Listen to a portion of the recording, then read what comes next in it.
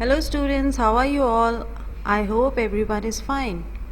I am your social studies teacher Lyris Sunny, and today we are going to start a new lesson from your social studies book Population, page 9. See this picture. It's a picture of a group of people, or we can say population. And we all live on earth, right?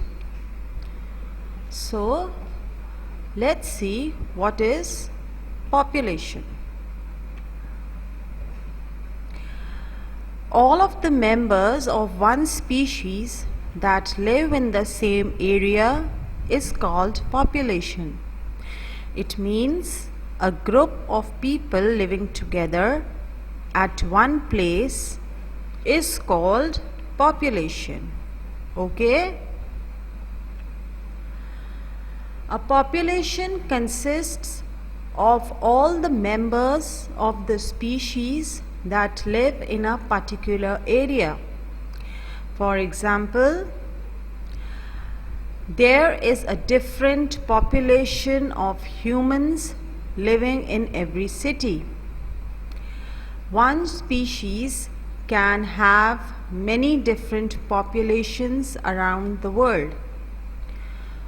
So, a population consists of members of one species, but it doesn't have to consist of all the members of that species.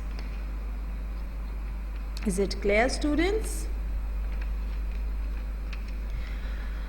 Population also increases when migration took place.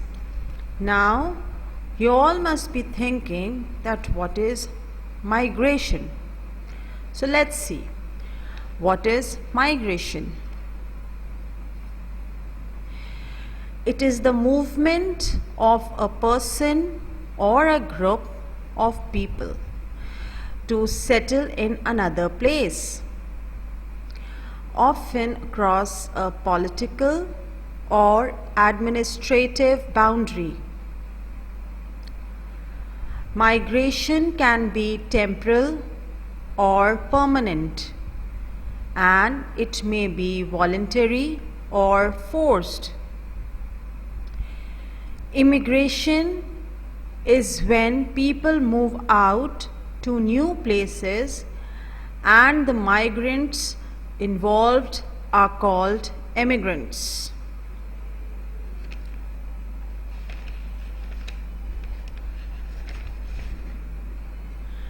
Migration is a permanent movement of person from geographical location or region to another.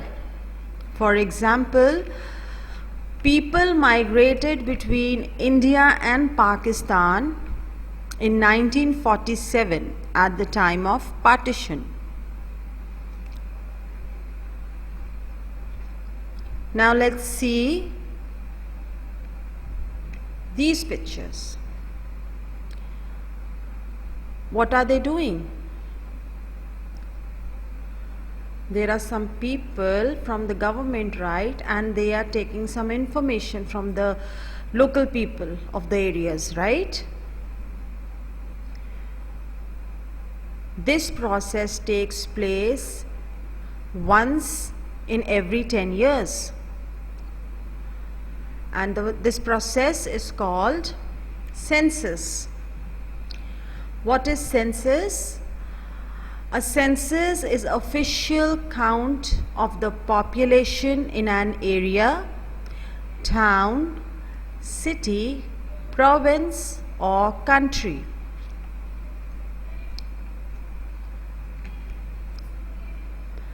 A census may gather information about employment and jobs, education and schools, population, sex and ages, homes and incomes.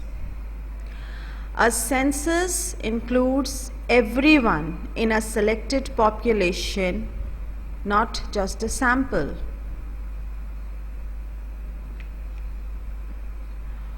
What is the purpose of a census?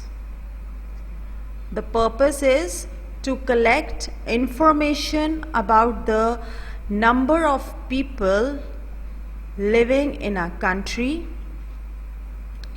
but also to identify the age, sex, languages spoken, nationality, occupation, and possessions, etc. of those people. Okay? Now we will see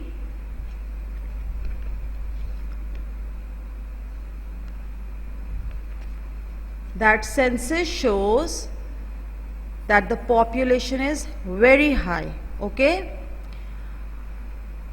What does the census shows? Census is something that collects the information, right? This is a process of collecting information, and that shows that what is the rate of the population, right? Is it high or low?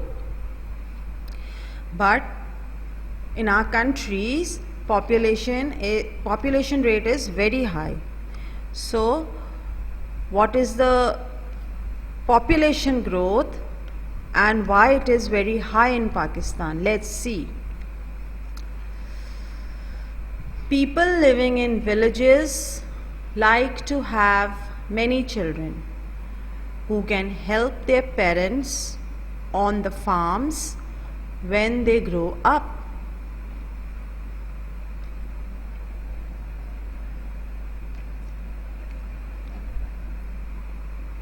There are two main causes of overpopulation, includes an increase in birth rate and a decrease in death rate. This is the annual population growth rate in Pakistan from 1911 to 2017. It is going from low, then moderate, then rapid, and then explosive. Means the percentage is going high.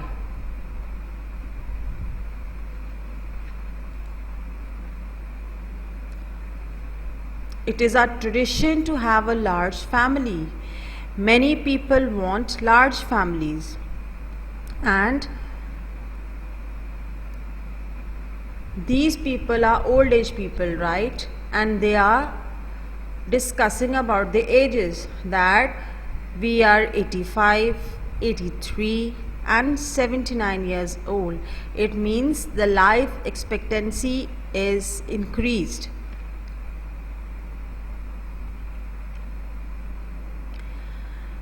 Then we are going to see the population pyramid of Pakistan. This side, the blue side, is the male side, and the pink side is of the female side, and in the center they have given the age limits, right? So see the how the population is decreasing age wise. We are starting from 0, then we are going to come to 10, then 20 years, then 30 years, then 40 years, 50 years, 60 and 70. And see the growth rate, the percentage of the population is going lower and lower as the age extends, right? The maximum age nowadays is 40 to 50, right? And as we go further, the age level is getting lower.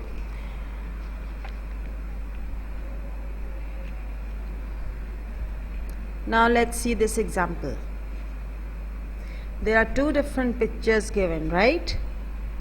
In the first picture, it's the area number 1, and the second picture shows area 2.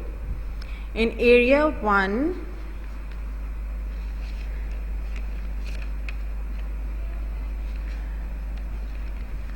area 1 is equals to 1 unit, as well as area 2 is equals to 1 unit.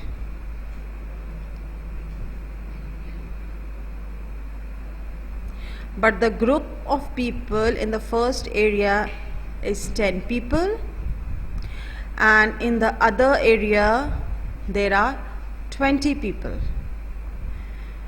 Means the areas, there are two different areas, but the units are same, but some people live less in the areas and some live more in the area. Okay, this is called the population density. Population density is equals to number of people and land area. Okay, population is equals to number of people and density means land area. Okay, as I have explained you all in the previous slide that there are two different areas. In the first area there were 10 people and in the other area there were 20 people. So see the example here also, there are two different areas and the population growth is lower at this side and higher at this side, right? So let's see the definitions and examples of population density. The population density of a place is the number of people who live there per square mile. A place of high density, this is the high population density. Okay, a place with a high population density has many people living there per square mile. Then a place with low population density, this is the low population density here, has a few people living there per square mile. Okay, I hope you have understood everything very well. Now let's see the home task. You have to do the following questions. What is meant by population? Question number 2. What is migration?